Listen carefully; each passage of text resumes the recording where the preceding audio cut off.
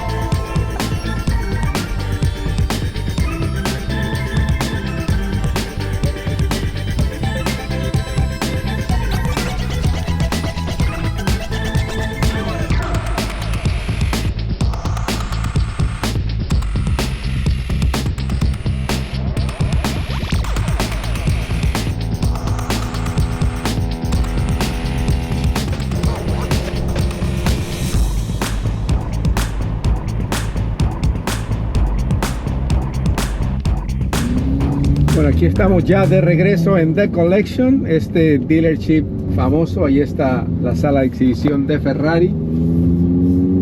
Este dealership tiene todas las marcas de mayor lujo en el mundo y en algunos casos es el número 1 en ventas, porque este mercado es muy importante para el lujo, la exclusividad.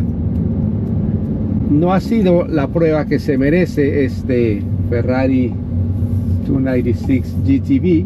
Mañana vamos a ir a la pista donde se celebra el Gran Premio de Fórmula 1 y ahí sí vamos a tener oportunidad de vivir lo que este auto puede hacer en una pista de carreras. Así que devolvemos este auto sano y salvo y mañana vamos al Miami International Autodrome.